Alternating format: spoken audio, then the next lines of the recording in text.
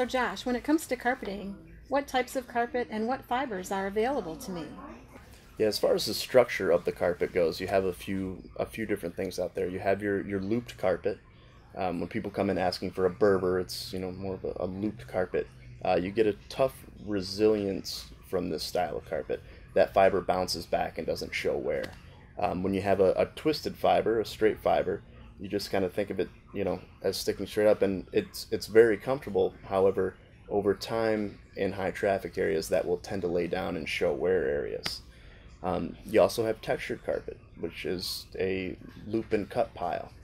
So you have the resilience of a loop and the cut pile as well, and it gives it some dimension. It gives it some look, some appeal. However, it's still very resilient.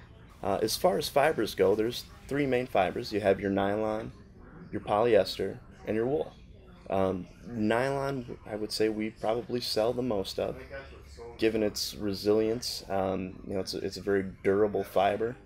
Polyester tends to be a little bit more affordable, and it's come a long way, much better than it used to be in the past. And you have wool. Wool is going to be more on the expensive side. Gives you a tough industrial look, if you will, and a very resilient fiber, but it also does stain. So that's something you need to keep in mind when selecting carpet. And how do I go about choosing a color? Choosing a color is not always easy. There are so many different colors out there that it's important for you, and we highly recommend this, that you take the samples in our showrooms home. Your lighting is different than ours, and that's true in any showroom you go to. I think it's important that you take these home. Lighter colors tend to open up a room. However, if you go too light and you have children, it's something that's going to show as far as stains. So, doing a lighter color with a speckle of a darker color in it tends to hide better. What do you think I need to know about seams and how the carpet's going to be laid? It's very important, and a lot of this comes down to the installer. And our carpet installer here at Esquire has over 30 years experience. And it's very important, no matter where you go shopping for carpet, that you know that your installer has some experience. When it comes to seams and expectations, they can fall out a few different ways. And a lot of that has to do with the initial measure and the usage of that carpet and the way the seams are run. We always run our seams from front to back of the house generally and perpendicular with light sources. That way it doesn't glare on your seam. You tend to see seam shadows more, if you will, on a lower pile carpet.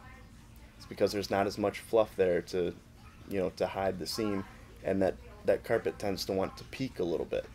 And that is par for the course. So these things happen, but those expectations need to be communicated to the customer up front, and that's very important. And that's when issues of seams and customer dissatisfaction comes into play, is because they weren't educated before the purchase, and that's what we do here. So when it comes to pad that goes under the carpet, what's available and what's the best? Putting a good pad down is going to pay in the long run. We have three different types of pads here: a 6-pound, an 8-pound with a Stainmaster coating on top, and then we have a high density foam. And more often than not, we are selling the high density foam and that Stainmaster pad. The reason being is the walk of the high density foam is so much more luxurious than a normal Rebond pad. It also has a coating the same as the Stainmaster pad that is like a Gore-Tex, if you will. It's going to keep moisture out from the pad, but still allow it to breathe, which is extremely important. So you're not getting pad that's soaked with a stain that continues to come back, because carpet will wick and it will bring stains back from a pad. So stopping it before it hits the pad is a very important thing. So what type of cost, other than the carpet, am I looking at? It's a good question, Pam, and there are some factors that you need to know about. There is the tear out and haul away of your existing floor, which is going to have an effect on the pricing. The installation of the new pad and your carpet.